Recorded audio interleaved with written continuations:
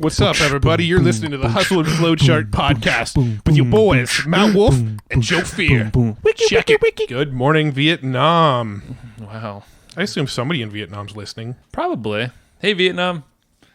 Remember those commercials back in the day? We were young lads, and we would be watching. Usually these came on in the middle of the day. So, like, whenever we ditched school or, like, told our parents we were sick or had a sore throat. Where are you going with this?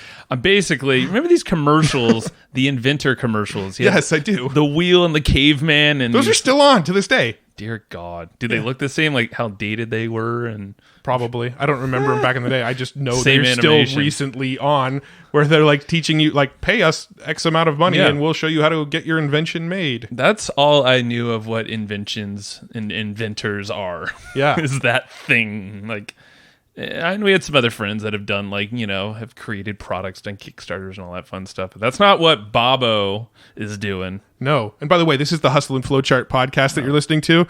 I forgot to tag it on the intro. Jeez, so you're fired, Matt. If you forgot what show you're listening to, this is Hustle and Flowchart. Okay. Yeah. All right. Check that radio dial. Continue. What is Bob teaching us today? So Mr. Bob Serling is gracing us with his presence for the second time on the Hustle and Flow Shizzle podcast. Mm-hmm. Hustle and Flowchart. Sure. Jesus. That's Matt's issues. So Bob came on here, and if you wanted to dig into Bob's history, his story, and kind of all this fun stuff that he's done in his career of being an entrepreneur, go check that out at evergreenprofits.com or check it out in your podcast app and look for Bob. But this one, we dig into Inventions and how this could actually be really good for an entrepreneur who has and this is us, so it's not like demeaning anybody, but like squirrely brains that just like shiny object syndrome, or I want to test this, or blah, blah, blah, but can't really, or don't say can't, but aren't really stoked to run a business or manage a business, like day-to-day ops where it gets a little boring and draining. Yeah, no, this allows you to sort of dive into other industries, other niches, test things, have some fun with it. Yeah. He gives us like a perfect way to capitalize on our squirrely brains as entrepreneurs. Yeah. It's also a great side hustle, though. We talk about 100%. How, like, if you are in a day job and you want to start dabbling in some entrepreneurships and some building a business on the side, the inventing stuff is a great way to do it. But first, I want to talk about what this is not. This is not how to get an idea for a product, go and get it a prototype made, spend thousands of dollars on a prototype, go and get a trademark and a patent on the thing for thousands of more dollars, spend years and years and years to get that patent process followed through, and then shop it around and hopefully maybe sell your product or get a royalty deal on your license. We're not talking about that. We're actually talking about how to come up with an idea for a product and basically sell that idea to somebody within like days or months.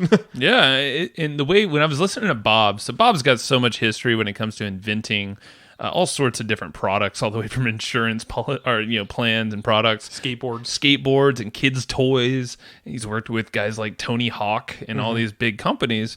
So it's like we've known Bob for a little while. We mastermind with him and all that, but it's like I never got like a good picture of like what is this invention process, and then not only just invention, like the creation and finding these gaps and all that stuff, but also like licensing and cashing out on these things, and getting paid for years for your work that you might do part time, and that's why like when all that came together, I'm like, oh my God, this is like a side hustle. You could be an inventor in a space that you have passion around or have some knowledge maybe. Yeah.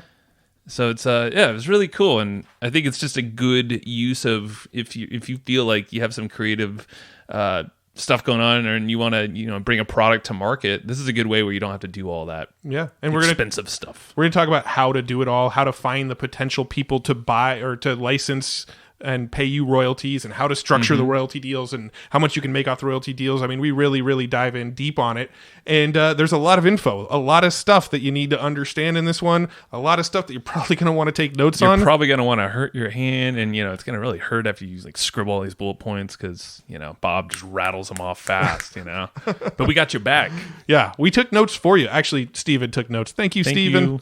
So Steven took notes on this episode for you, and you can go get those notes all the tips, tools, strategies, resources, tactics, all of it broken down into notes that you can easily follow along to. Just go to hustleandflowchart.com/comp, COMP, short for companion. You got to go there quick, though. Yes, you got to go there quick. Got to be speedy. So once this thing drops, the episode drops, it's there for about a week. Then after that, it's some different ones, different comps. Yep, the notes are available for a limited time after this episode goes live. So go to hustleandflowchart.com/comp.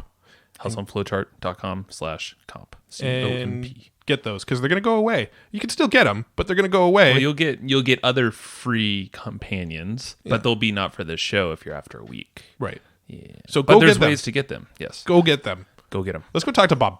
Hey, Bob. Hustle and Flow Chisel. Yes. Chart.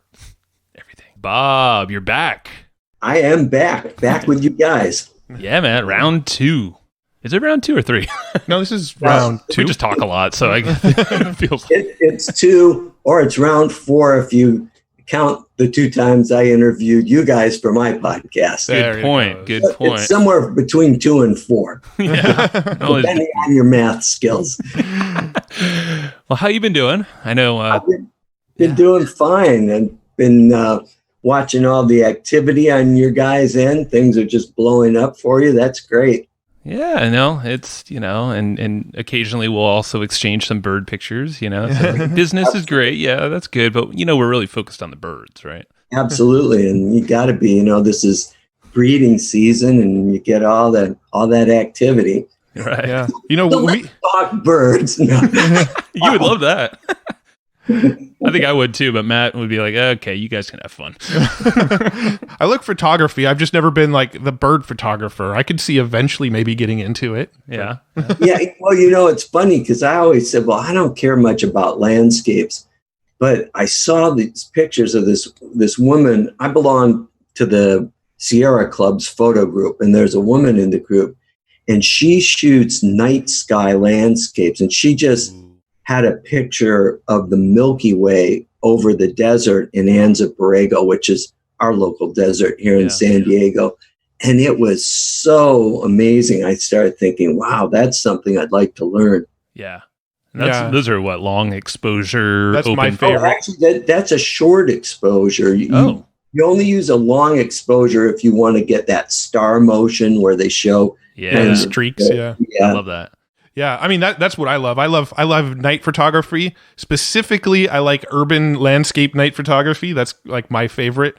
But I also like to do landscape, just like night landscape photography. We actually go out to the desert quite a bit, and I've taken a lot of photos out in the desert too. But I love it. Yeah, I just never really got into birds. I don't know. I've had a. I don't know if about them. I guess like if I see a bird, I couldn't tell you that's a rare bird or that's a bird that hangs out there all the time. I've honestly learned a lot from you, Bob, and that is the God's honest truth. It's like these hawks. I'm like, and this is for everyone listening. I'll snap a picture and send it to Bob. I'm like, what is this? Yeah. It's like this random hawk. And then he falcon. CCs me on it just so I know that he's sending Bob bird pictures. That's right. I know you enjoy, but you never respond. So it's our own private bird network. That's what it's become. I love it. Oh man! Now we actually have to give you probably quite a bit of credit for the success of this podcast. To be honest, I do believe so, because we had you on the podcast, and then after having you on the podcast, you connected us with like a handful of people. One of them being Roland Frazier, who went on to connect us with a bunch of people. But I feel like you were sort of the top of this like pyramid scheme of all these people that we got onto our podcast. You're the Godfather. You're at the top of the pyramid right now. Yes, I'm the Godfather of Connect. Well, it's like anything else.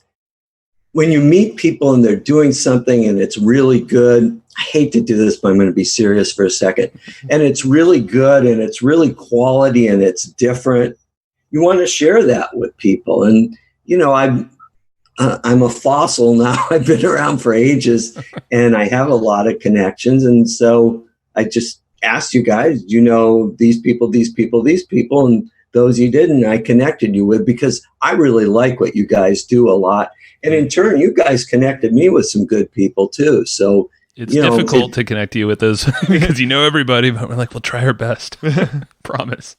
But I mean, and you take someone like Roland. And I've known Roland for many years before he was quote unquote Roland, before he was so well known. But now that he is that well known and he gets hit by a lot of people. Oh, can you do this? Can you look at that? Mm-hmm. I'm very, very selective about who I introduce to him. And I'm very selective about who I introduce to anyone as well. But when I know somebody is as busy as Roland, I'm very careful. And I knew that he just loved what you guys are doing. So yeah. Thank you. That's what I'm sorry that hurts you so much to say that, but I'm just kidding. That was awesome, man. Thank you. Well, I mean, just in the time we've known each other, you've done a lot, and you've obviously your history. You've done a lot. You and I worked together super briefly, a long time ago.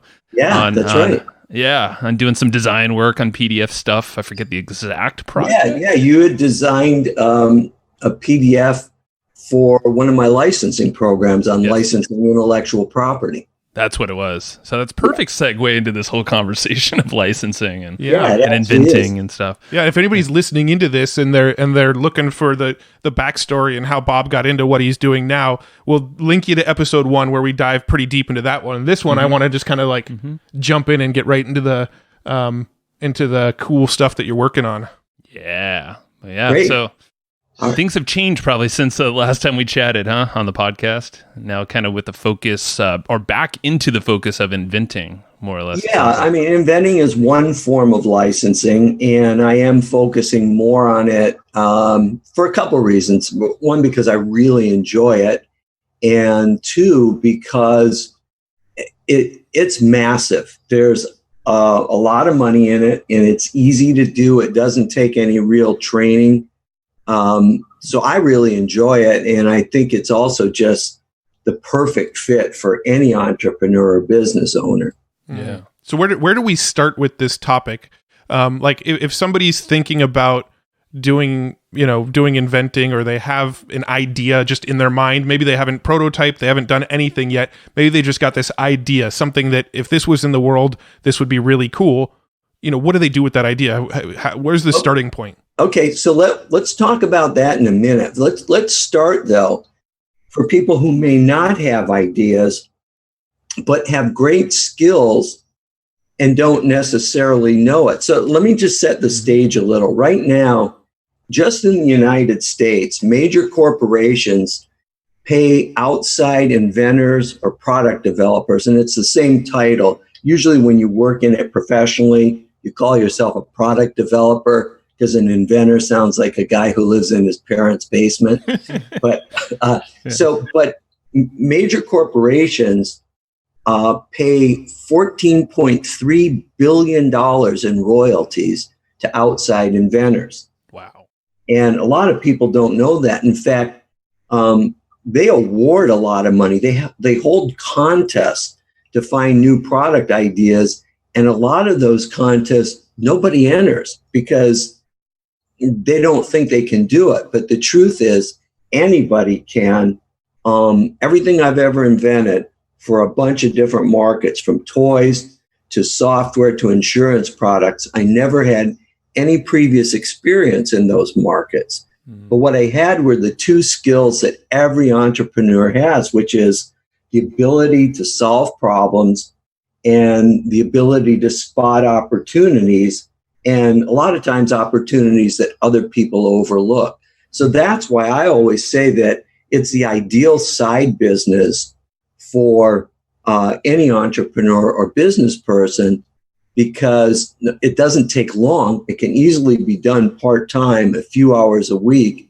The royalties can be huge when something hits. But again, it doesn't take any special skills other than being able to see a problem and come up with a solution, or see an opportunity that hasn't been capitalized on and run with it that way. God. So when you're saying inventions, then it's not just physical things like what you doing some games and whatnot, stuff you'll find in the store, but it sounds like you said insurance programs as well. And software. Yeah, software. I invented an insurance program, and I don't know anything about insurance, which is funny because now I have a second insurance program that I'm developing. But I was working with a company who trains insurance salesmen or salespeople, salesmen, saleswomen. And they said, well, gee, we're having trouble with our product. And, you know, a lot of times if you tell people you invented stuff, they're fascinated by that. And just kind of the end of the engagement, they said, we're having trouble with our product. Could you help us? And in that avenue, again, it's called product development. They said, could you help us develop a better version of it? So I said, sure. And I did. And we sat down and we brainstormed some stuff. And we came up with a better version that they then sold. And I made a night. That one I did for a fee. I didn't have a royalty on. But, you know, again, I never had any experience, but the process is the same. The process of looking at problems and how you solve them, or looking for opportunities, is the same. And so if you have that, which all us entrepreneurs do, then you're 90% of the way there. Right. Yeah. Solving problems and spotting opportunities. So are there some tactics for both of those things? I mean, us as marketers and, you know, business owners and yeah, there are. And so this ties back into what Matt was asking about. If you have an idea, what do you do? Well, traditionally, if you look at the conventional inventing process, or you talk to a patent attorney, or you go to an inventors group meeting, they'll say, oh, you got to get a patent right away and you got to build a prototype. That's crazy. Most people waste, the U.S. Patent Office, I think their statistic is that most inventors spend $45,000 and up between their patent and their prototype. Now, the sad part about that is they also say that less than 2% of patented products ever make it to market. And that's because people are going about it the wrong way. So if you have an idea, like Matt said, what you want to do, all the research you ever need is out there, and it's there for free. And Amazon and Google and various trade associations have spent tens of millions of dollars to compile this research. So say, for example, I want to invent a new action toy for kids, which is one of the categories I invented. I don't have to even think about what to invent. All I need to do is go to Amazon and say, and put in a search that says, top 50 action toys, children ages 8 to 14. And it's going to spit out a list. And I'm going to look at those toys. And then I'm going to take my idea and I'm going to measure. So if I already have an idea, I'm going to measure my idea against those things. Because there's the best, that's what people are paying for.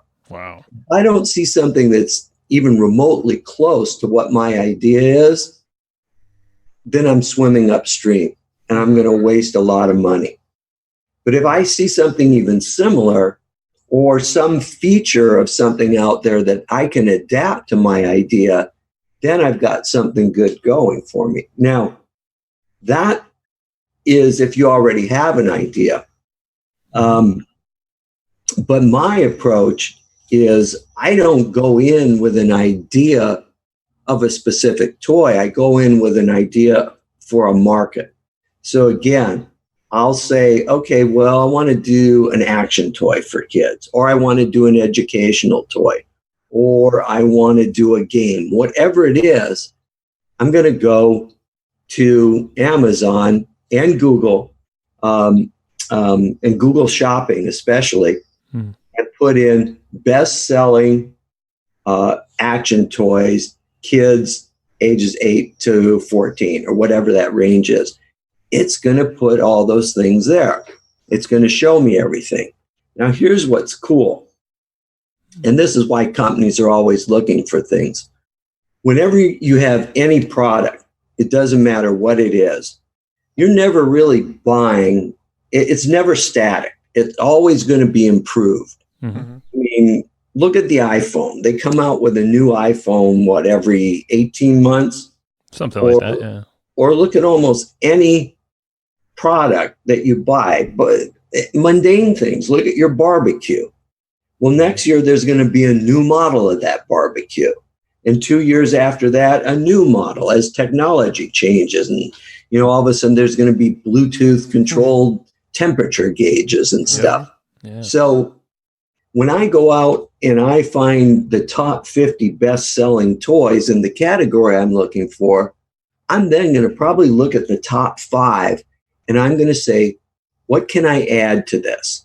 And this is where opportunity spotting comes into play. What can I add to this? A small improvement that will make it better and more fun for kids. And that's what I'm going to try to develop and license to the company. And who am I going to license to?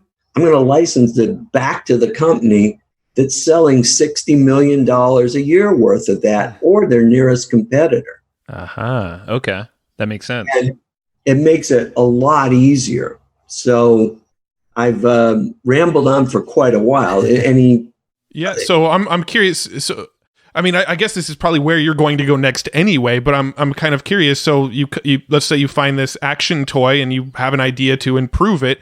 Are you going and like getting new prototypes made up, or are you just kind of like mapping out what the new idea would be and then patenting the idea and then selling the idea back? Like, I'm curious where that goes from there, I guess. That's a great question. So the two most costly things that just sink entrepreneurs are patents and prototypes. Mm-hmm. So real quick, on this season of Shark Tank, a guy comes on and he's got this little handle for carrying a baby seat, and it takes the stress off your arm. Mm-hmm. And they're looking at it, and the sharks are looking at it. Oh, that's cool. That's a great idea.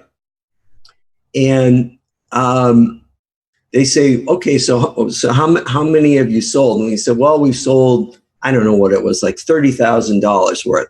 Mm-hmm. He said, what have your costs been so far? He says, I've put in $750,000 for my patents and my prototypes. Mm-hmm. And then one of the sharks stands up and says, you know what? You're dead in the water. Here's why. And he walks up.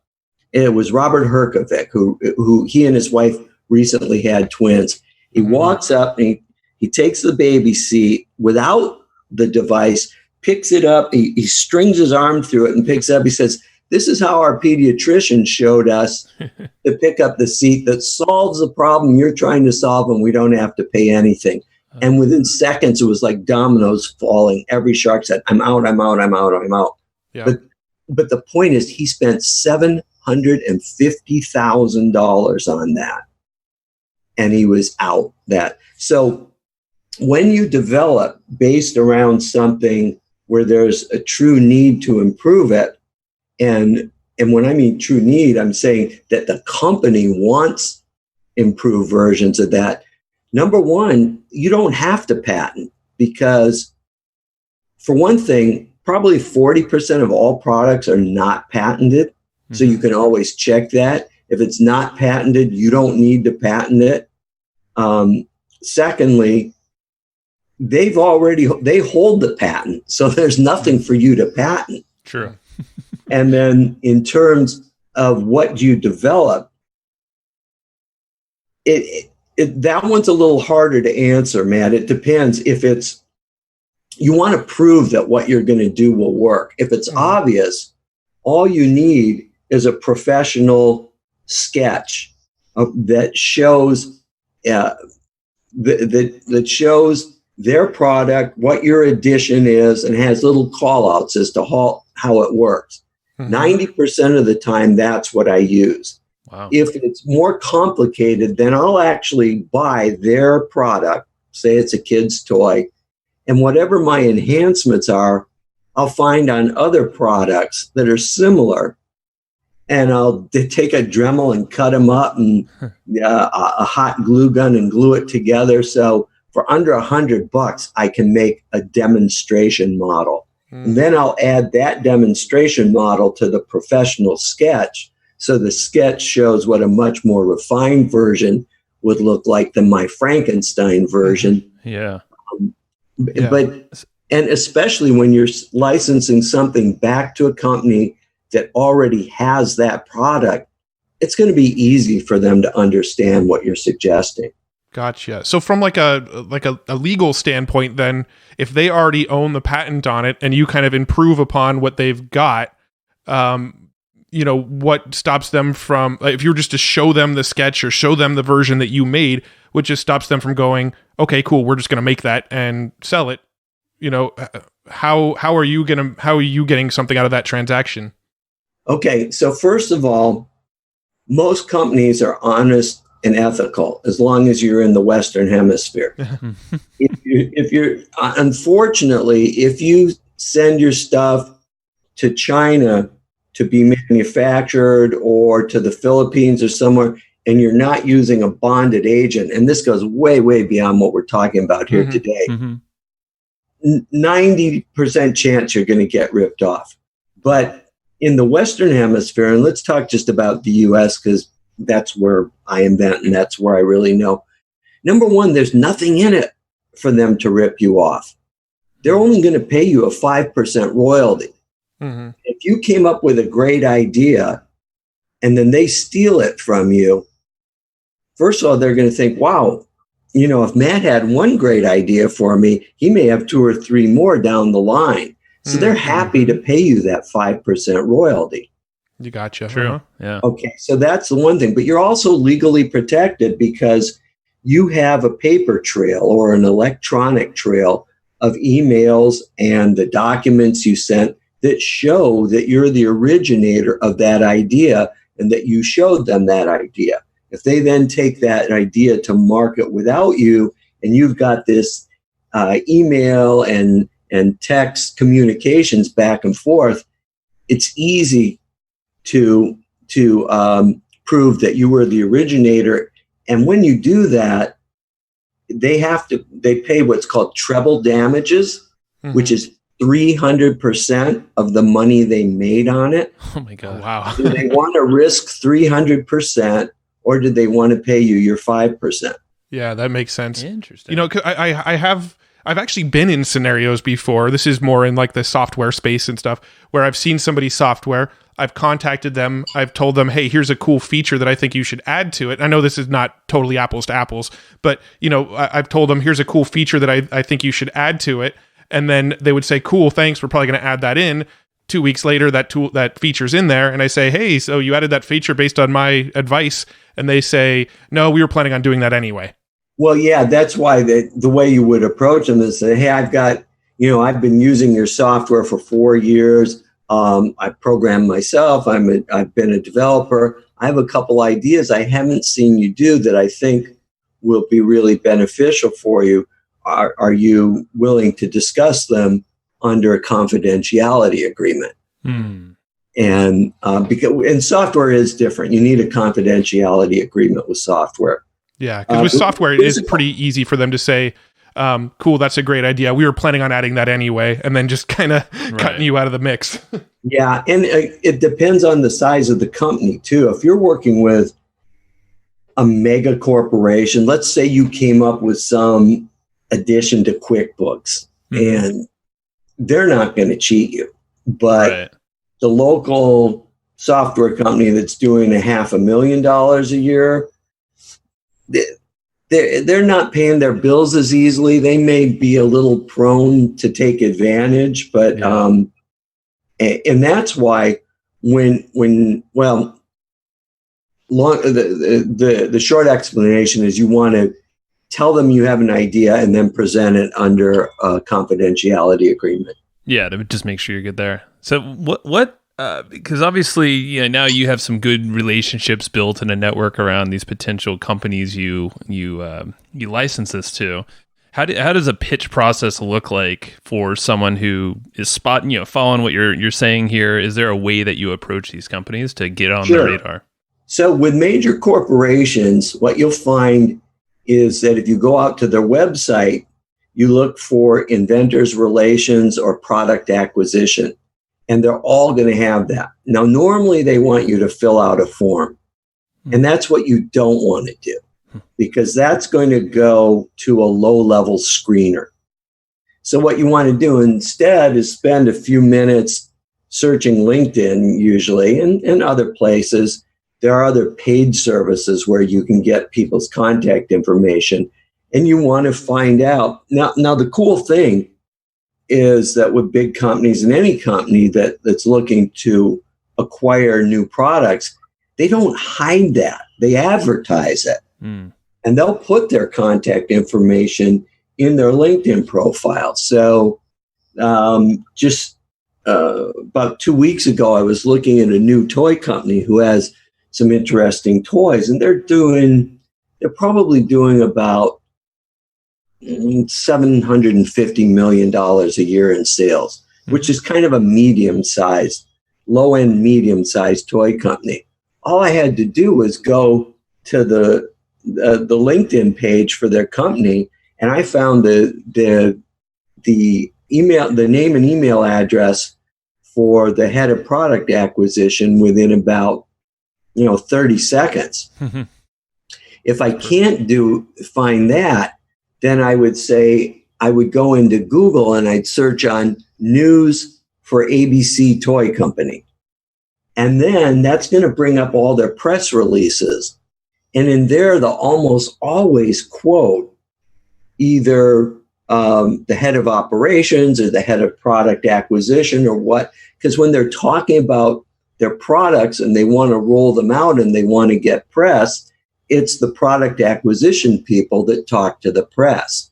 So, and it doesn't take long. You can do all that in 5 minutes because, as I said, they're not hiding it. They want that information known because they want bona fide inventors and product developers to contact them. Sure. No, but you want to go directly to them, because if you go through the submission form on their website, then number one, it indicates that you're brand new and don't understand the game. Right. And number two, it goes to a screener, and screeners are never your best option. Yeah, and that's the case with almost every company out there for sure. Yeah. Now, are there any specific words that you use, or any specific messaging that you'd like to make sure goes into that initial email pitch? No, I keep it really short. And I just say, I've been a fan of your toys for a long time, and I've seen the growth of this and that. You want to do a little research, or you can even say, I just recently found out about your company, and I'm really impressed, particularly with these 2 or 3 toys. I've got an idea for this one that I think would really make it a lot more fun for kids to play with. Would you be interested in seeing it? And that's all it takes. It doesn't have to be any more than that. Got it. That's a copyrighted pitch, by the way. Only if we're able to reproduce those in the notes. That's all it takes, because you're not. I'm joking, of course. I know. Because it's nothing more than that. It's just a conversation. It's like if I was to come to you and say, "Hey, I've got an idea of somebody who'd be a great speaker for your podcast. I've got 4 or 5. Do you want to talk about it? And oh, by the way, I'm friends with Sue Smith, and you guys know Sue, and I know Sue." Then you're probably going to say, "Okay, yeah, I'll talk for 5 minutes and see if this is worth it or not." Mm-hmm. Yeah. So it's just a human to human communication, really. Yeah. I really think this is going to kind of blow some people's minds, because I think the general thought on inventing is you have to be a super creative mind, a super creative thinker who's constantly got new ideas. Once you have an idea, you have to go and get that idea prototyped and patented, and then maybe put it on Kickstarter to get some interest. And then once it's gone through that Kickstarter process, then you go through a round of raising and I think that's what people think of when they think of inventing, is that whole long, arduous process that could take years and years and years before anything comes to fruition and you're actually in profit. Yeah, and that's the typical route if you're going to manufacture something and sell it yourself. But look at all the time and effort it takes to do that. Jesus. And if you really want to have your ideas stolen, put them out on Kickstarter. Do you ever use that as a research spot, or is that too unproven? Every foreign knockoff company in the world watches Kickstarter and Indiegogo and all those with a keen eye, and they're out there, and your stuff is being knocked off before before your campaign has even raised $10. Yeah, faster than you could produce a prototype or whatever it is. Think about how it mitigates your risk. If you look at a product that's already selling well, and you invent an improvement for that, and you take it to that company, they have all the tooling. Yeah. You're not going to pay for any of that. Sure. So before the call, we talked about this one toy I developed, and I did a sketch and a crude glued together model, like I said, and my entire investment was about $130. And so we showed it to them, and this was a branded toy, and it used the branding and names of big famous skateboarders, the most famous being Tony Hawk. But then there was another company called Zero, which was as big as Tony Hawk at the time, and there were 6 other ones. Well, just the licenses to deal with those people were $20-30 million that the company paid for, not me. And then they put, I think they put $1.2 million into manufacturing it and another $1 million into advertising it. And that was all before the product ever hit store shelves. And all of that out of their pockets, not yours. All out of their pocket. My out of pocket was $130. I didn't run any of the risk. It didn't take me years to learn how to manufacture. I didn't have to hire it. Their attorneys updated their patent. They sent an engineer to China to work with their manufacturers and this was an improvement for one of their existing toys. They sent one of their engineers to China to work with their factories to create the molding for all that. All this stuff. I mean, there were literally probably 60 people on their team behind the scenes working on doing all this stuff. So are you a part of that process? Are they consulting with you throughout it all? Nope. Wow. That's cool. Very little. They'll show you stuff because they get a kick out of it too. And so they'll send you updates and say, hey, look at this. We just completed the design for the packaging. What do you think? And sometimes they will ask you, like I named that toy as well as developing it. And they also used a photo that we had created of it. And they'll say, hey, is it okay if we use the photo? But they love the name, and I included that in it. And so they keep you up to date. But I don't know anything about mass manufacturing. Right. They've never asked me about that. That's what, and this is a licensing relationship is what you're describing here, right? Yes, exactly. Got it. So describe that really quick, because before the call, I thought this was cool and I wrote it down. You said, all of this is really great for our entrepreneur brains, like everybody here, and those listening, because it's like the shiny object syndrome. You want to like keep solving problems, finding gaps, and then like doing more of that forever. Right. But like running a business and manufacturing, not that fun. If you're running a business, the shiny object syndrome will kill you. Yeah. Oh, yeah. Because you can't jump from thing to thing to thing like we all do. Sure. Because we have creative minds. But if you're developing products, you want to jump from thing to thing to thing. Yeah. And you have the opportunity to, and it doesn't hold you back. It actually advances you. Yeah. Because you're not doing the manufacturing, the marketing, the shipping, the customer service, and any of those things, you have time to devote just to that creative side of it. And that creative side benefits from being able to see more and more opportunities and more problems that can be solved. So, we jokingly refer to it as shiny object syndrome, but with something that is a detriment if you're manufacturing or just running your own business is actually a great asset if you're licensing.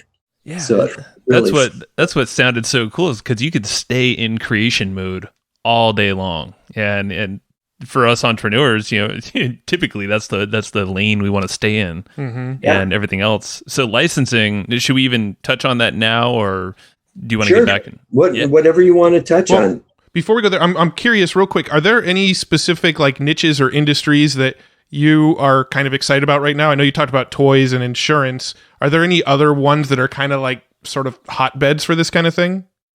No, that's what's cool about it. First of all, I always tell people, invent for a category or a market that you either already have experience in or that you enjoy. And so for me, I like gadgets and toys. So household gadgets, toys, insurance, I just fell into totally by accident. But, I thought, well, gee, here's this other idea that could be really big. Might as well put it out there. So I work mainly in toys and household gadgets more than anything else because I enjoy them. But like I've got occasionally I have a mentoring program, and I don't take many people into it, but maybe a couple a year. And the one guy, he really loves cars and automotive accessories. So, and that's a massive market. It's huge. Yeah. So if you love pets, that's a massive market, Yeah. So probably anything that isn't a highly regulated market, so food products are very hard to develop for, because before a food company will even talk to you, you have to provide them with laboratory testing that shows it's safe, it's non-poisonous, it isn't choking, it is this and that. And those tests are going to cost you anywhere from $20,000 to $75,000.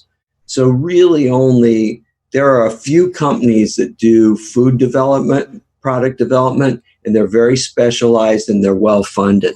That makes sense. Yeah, food is a tricky industry to be in, and supplements as well. I know it's a very similar, expensive, long process. You're like, exactly. Anything that goes in your body.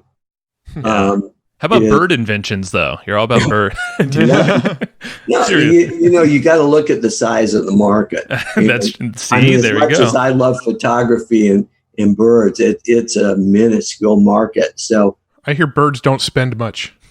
That's right.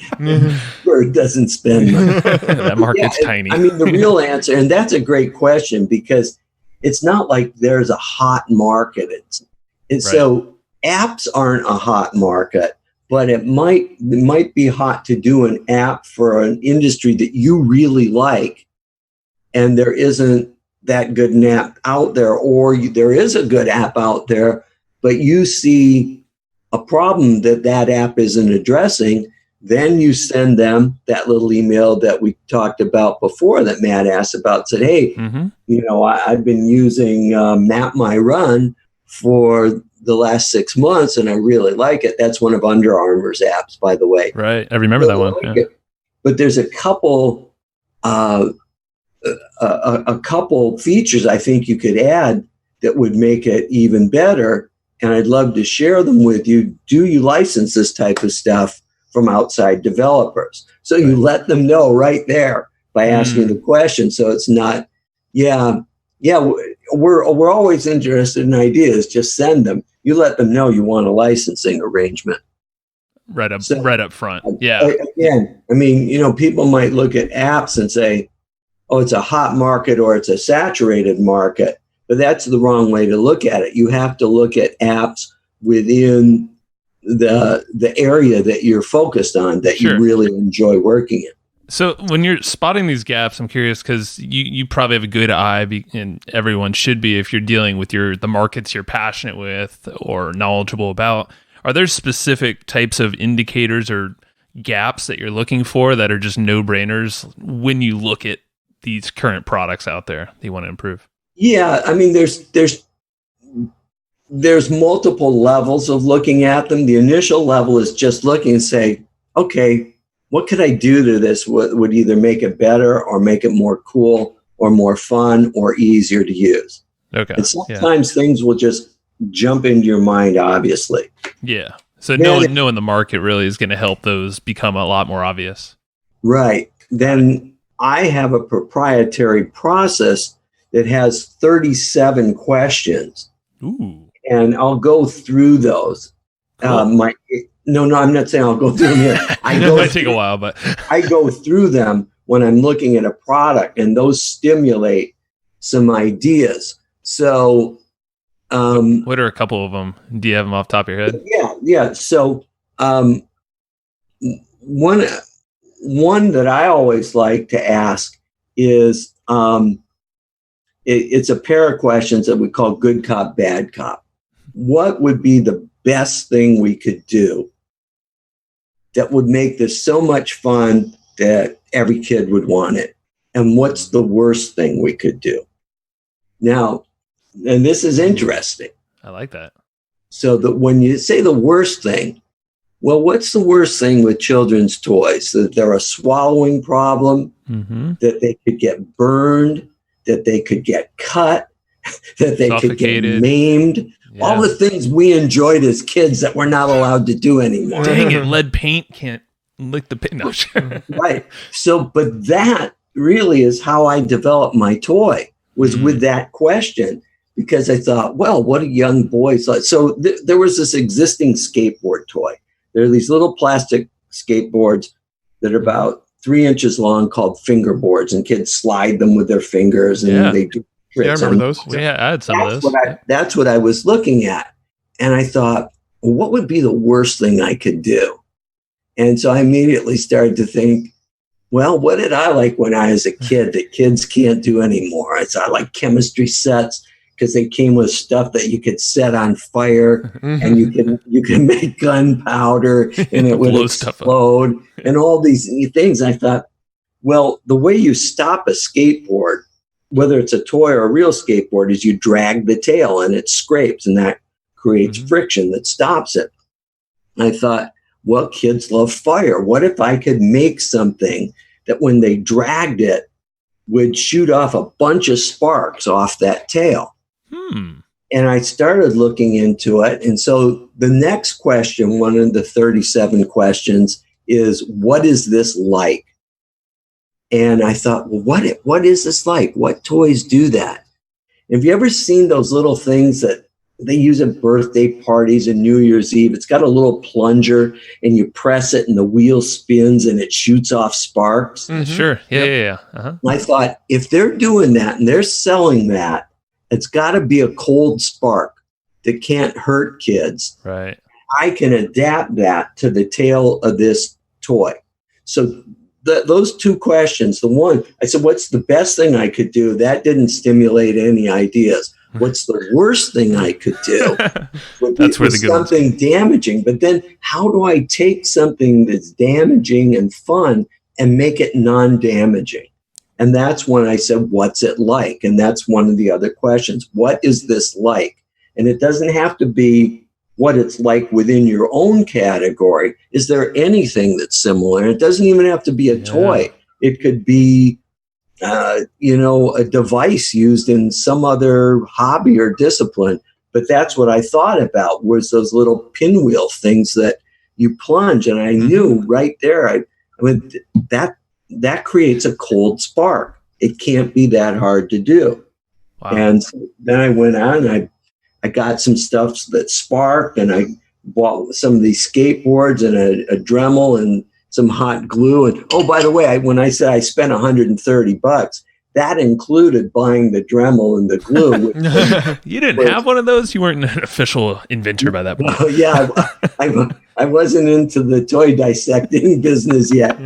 Wait, and so this is kind of blowing my mind right now, because that's just 2 of these 37 questions you're saying. Yeah. That was 3. That was 3, yeah, I guess. And then you just, the combination of that, like, is there a process that you do after you have these answers where you can now mold those in together, or is it like a gut thing? Like, oh, this is the toy, or this is the concept?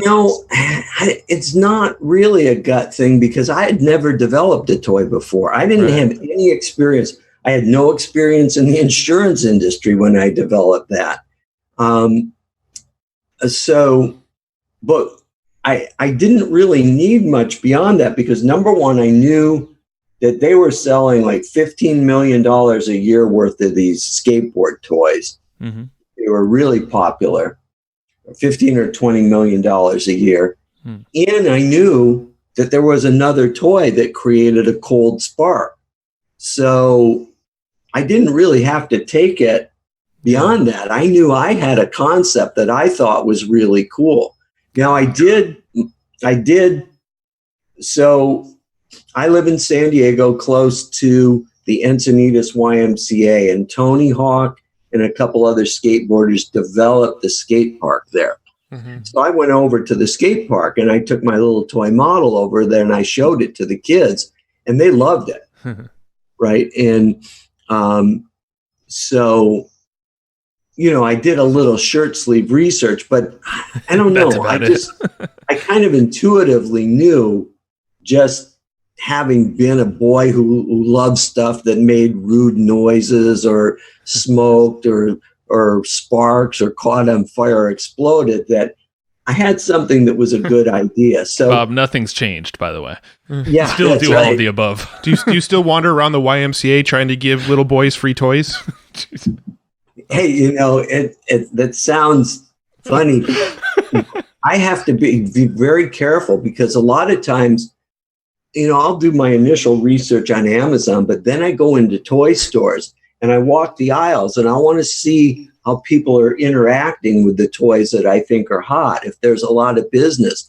And if you spend a lot of time in a toy department and you're an adult on your own, after a while you start getting some funny looks. So I haven't stopped laughing. That last you comment. have to be careful. I'm just getting these visuals of as you're still talking about standing No, in the I aisles. can't. You know, it's really a shame, but I can't give out candy anymore. Halloween, you go away somewhere. The house is closed. Well, I'm still blown away that this is like, you just laid out the entire thinking process, and it only took a few questions. So you answered the question, my previous question about your 37 question process. Yeah, It's like and almost it kind of circles back, Joe, to what I said. It isn't rocket science. right. You know, That's what I'm loving about this all. you don't have to go get a degree in industrial design or anything like that. And all you have to do is watch Shark Tank. People come on with all these ideas. Some of them are terrible, some are amazing. And they're not professionals. They never went to design school and they're not industrial engineers or mechanical engineers. I mean, some of them maybe, but they're just people who have ideas. And that's what's cool about this. If you're an idea person, then it fits in perfectly with creating products to license. To me, I would never want to manufacture a product, because then all of those costs, all of the risk, and all those headaches are on you. Yeah. No, the licensing, just to go back to that now, what does that look like without going super deep on licensing, but just show, kind of Like spit how out does some what's of the- possible? Well, kind of like some of the deal structures, right? Yeah. So once you're in talks, you have the approval and you're chatting with the So, company. and that's real easy too. So number one, you're always going to use the company's licensing agreement, because they have a small army of lawyers on staff, and they're never going to use your agreement. They're going to use theirs. But that's not a problem, because what you're really looking at is, what's your royalty rate? How often are your royalties paid? And are there any other things that might harm you? So, for example, royalty rate depends on the industry. For toys, it's between 4% and 7% usually. So I usually say, think about 5%. And pretty much for physical products, 5% is the rate in almost any industry. Now, you're paid that based on the wholesale cost of the toy or product, any product sold to distributors. So let's say you've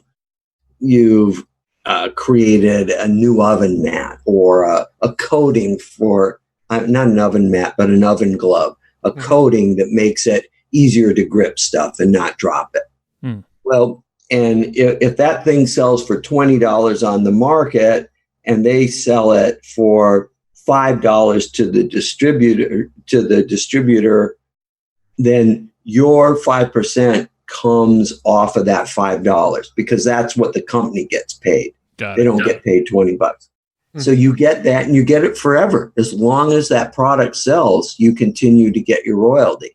Mm-hmm. So those are the main things. What's your rate? And how often do you get it? Now, I always ask to get my royalties once a month. Most companies will accommodate that. If you say, look, this is how I make a living. Everybody else gets a paycheck every 2 weeks or once a month. I'd like my royalties once a month. Most companies will pay once a month. Some pay once a quarter. And, you can live with that. That's the only other thing. And then you look for little things. You don't want to be responsible for any costs they have. You don't want to be responsible for filing the patent. You don't want to be responsible for any liability they may run into if they get sued, because they've done all their testing. They, for any product, whether it's an automotive product or a toy or a household product or a new remote control, whatever it is, it all undergoes rigorous safety testing in the United States and in all westernized countries. Mm-hmm. So they've already done that. So if they get sued, it's not your fault. Either they didn't do their testing properly, or more than likely, it's just some whack job who's trying to make some easy money. Sure. You want to make sure that you're not a party to any lawsuits they might be in. And other than that, that's all you look for in the agreement.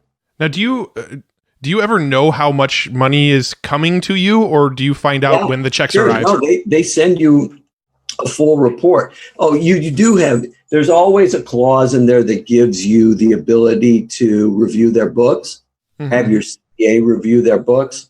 I've never done it because, look, they're either going to be a little short and pay you a little too not enough, or a little more than they should. There may be a little tiny glitch, but there's never anything big. And they give you get a printout, all the sales. And I used to get these like 30-page printouts for the toy that showed every toy across the world where they were being sold. We sold 95 units in March at this Toys R Us in Shanghai. We sold 670 in March at the Toys R Us in New York. And then the drugstore chains that carried and all this stuff, it's spelled out to the T. Wow.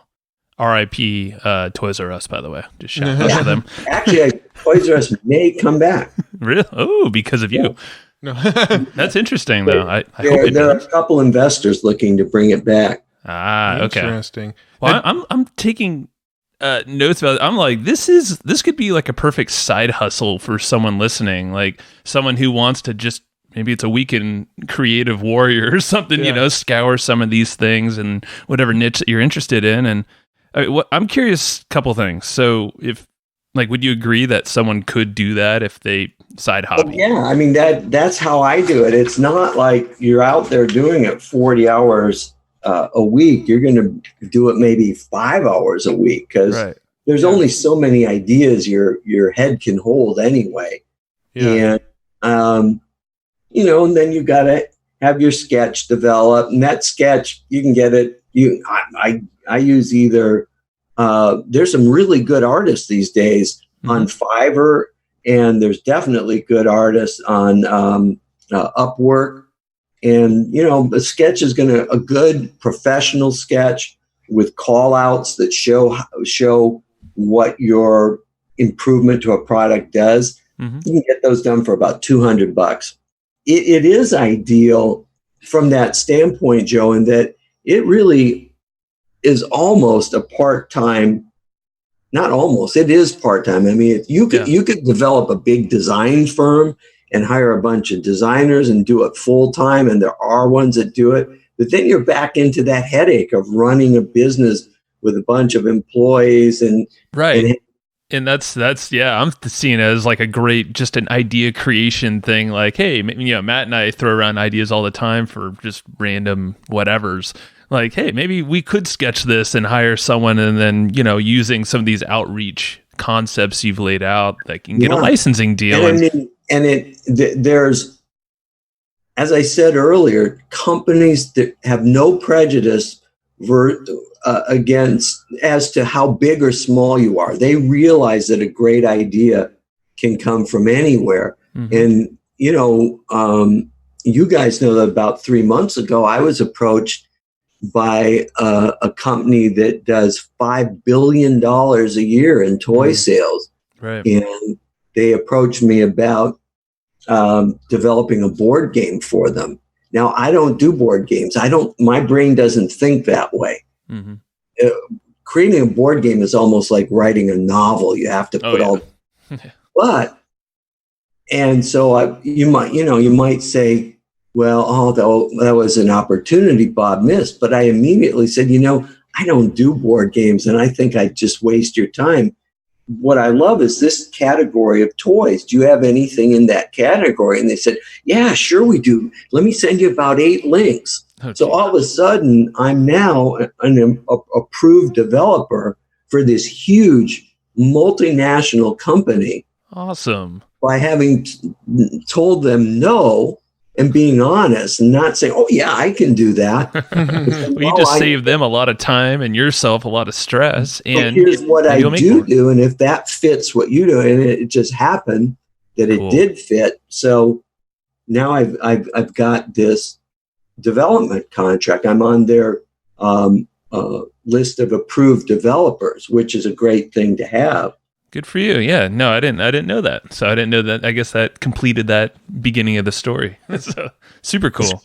I'm just an average dollar per like deal size. I know they're completely different, but if like someone were to look at this as like, hey, this could be a good part-time thing, when you go to a licensing deal, is there a way to kind of be like, okay, well, this is worth this kind of amount, this potential? Well, no, because you never know how well something's going to sell and how long it's going to sell for. So you never know. I mean, there's no metric that you can go, ABC, but you do know that if a company, if they're $100 million to $1 billion company, there's a good chance they're going to sell a lot of something or they aren't going to license it.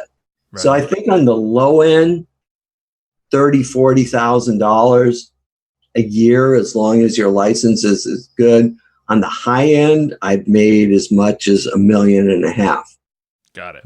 Cool. That's what I was kind of shooting for. Right. There. That's a wide range. Huge. But even the low end there, if you're just spending a part-time, maybe it's you have someone on your team. If you're a company, you can have like someone kind of help manage you. And it depends on other things. So we don't want to go too deep down this, but say like my toy, it had Tony Hawk's logo. And like I said, this other company, Zero, and another really big company, World Industries, they all had to be paid too. So that cuts in to my share and the toy company's share.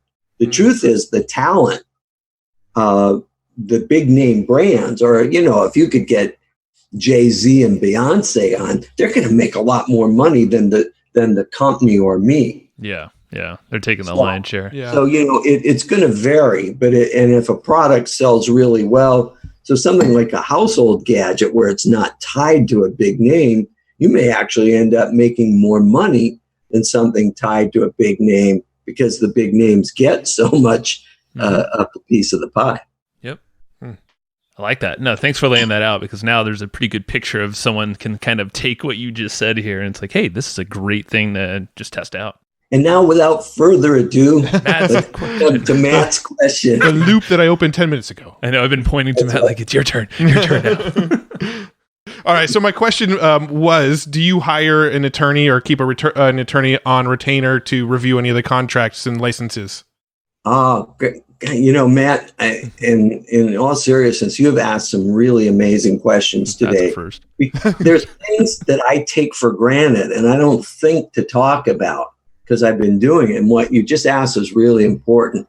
Absolutely. And one of the big mistakes that a lot of inventors, and especially new inventors, make is they take their contract to a patent attorney.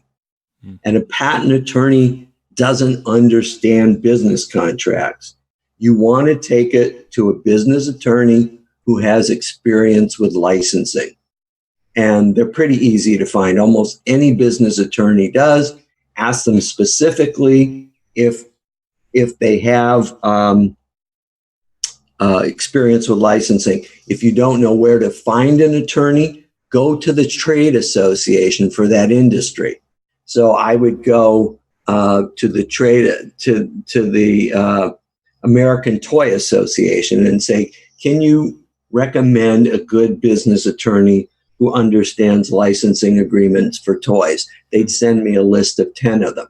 If it was an automotive product, whatever the trade association is for automotive product retailers rather, I'd go to their trade association.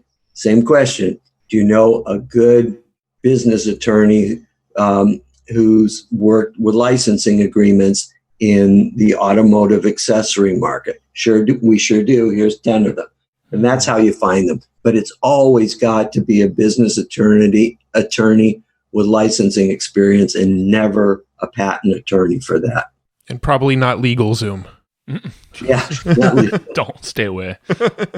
Side tangent, they actually made I think the first time we opened Evergreen Profits, they made the name of the company Matt's personal email address and sent it to the state and all that stuff. And that was totally LegalZoom, screwing up a form and no one checked it. So don't use LegalZoom. They are not a sponsor.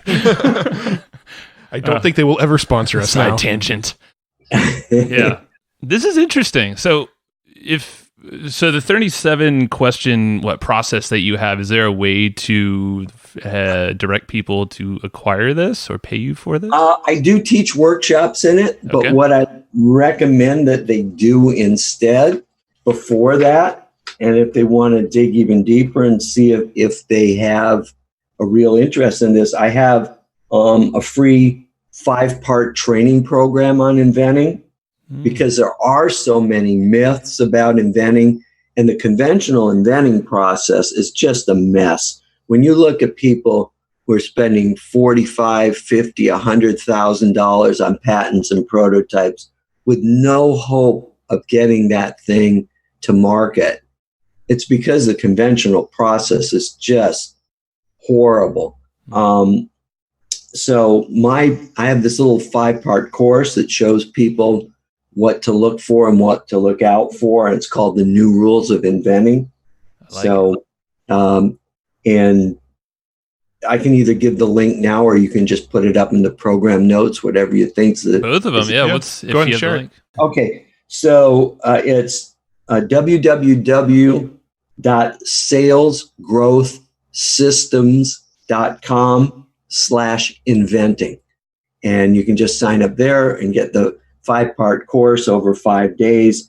And I think at the end of it, there's a link where you can sign up to see if you want to join a workshop that I teach on this process. And so that's really kind of the way to do it. But I really, rather than just jumping into the workshop, I think it's best if people just kind of get a little more information about how the process works, some of the things. We couldn't touch on all of them today. Yeah. Do you, are there any good books that you've read lately? We always ask what books that you recommend that you've read over and over, recommended a lot, but we asked that last time. So I'm curious if there's any more recent books that you've really enjoyed. Oh God, there was one, and I'm trying to think of what it was. A lot of people read 4 or 5 books a month. I think reading books can become a shiny object syndrome. Mm-hmm. I think you can constantly be looking for books and ideas instead of focusing on your business and what you're doing. So, there's only a few. I'm really judicious about how much outside reading. Hang on, I'm going to turn towards my bookshelf and see if there's anything in particular. Well, you did mention, before you hop on the call. Yeah. The one book I really liked was And it ties into this. It's about using your brain capital. It's How to Be a Capitalist Without Any Capital. Yep. By Nathan Lotka. Yeah. That's a good one. Yeah. Nathan should be a sponsor of the show by now. Named after a potato pancake. I want to read their book. All right. We're going to have to clip this out, send it to Nathan. Nathan needs to be a sponsor of the show. I feel like we've given that book more shout outs over the last 5 or 6 episodes than any other book we've talked about. That's pretty cool because that shows that it's a really good book. I think James Schramko told me about it. He probably did. Yeah. I'm really careful. Everybody's got their top 50 books you have to read. I only recommend people if I really know them and believe they're great. I only take book recommendations from people who I really respect. And James is one of those. So when he said, hey, this is a great book I think you'd like, then I decided I'd definitely take a look at it. Yeah. No, it's a very good lateral thinking book, just kind of approaching things in ways that most people aren't approaching them in. And it's really just a lot of various lateral. Yeah. And it ties into this conversation. It seems like this whole inventing conversation is very lateral. Which again, kind of shows my own bias. I really lean towards that type of thinking. Sure. A lot of us do. So, cool. So the link, we will put it in the show notes. It's salesgrowthsystems.com/inventing. Yeah. Is there any other links or resources you want to point them to, or just tell them to go there? I think that's the best way to do it. Because like I said, there's a free 5-part course, 1 part every day for 5 days. And then from there's a link to the workshop I present.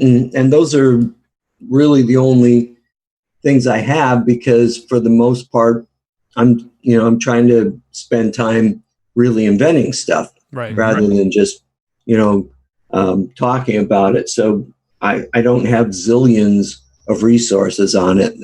And also because that's all that's needed. As you've seen, it is not, it's just not super science. You don't need this gigantic skill set to do it. Yeah. And in all honesty, to everyone listening, Bob is one of the most authentic guys and just down to earth, exactly like this. And I don't know anybody else who's done what you've done in inventing or even licensing for that matter. So if you have any ounce of interest in this, definitely go over there and talk to Bob, find a way to do that, because it's interesting. It's so lateral. This applies to every single person here. We should give out Bob's phone number. We can call him. Oh, okay. let me pull it up really quick. I only give my phone number to people who can find stuff that will explode or catch on fire. Yeah, don't do that. Awesome, Bob. Well, this is it's opened my eyes to inventing, and actually, I'm kind of curious. I'm like, Matt, we should open up a weekend inventing shop now. Yeah. Get our team to do all the interfacing for us. Thank you, Bob. This has been all right, you guys. Well, thank you. As always, I had a blast talking with you. Yeah, same. All right, we'll see you later. Okay, bye-bye. Bye. Thanks, everybody, for listening to this episode of the Hustle and Flowchart podcast. Before taking the time to listen, we want to give you something a little bit special. Every single episode that we do, we actually have somebody on our team take notes. We basically have a Cliff's Notes version of every episode where you can go and find all of the tips and tactics that they laid out, all of the resources that they laid out, all the good stuff from this episode. We actually have a nice simple notes version that you can find on our website. So go to evergreenprofits.com, find this episode that you just listened to, and give us your email address and we'll send you the notes. Thanks for listening.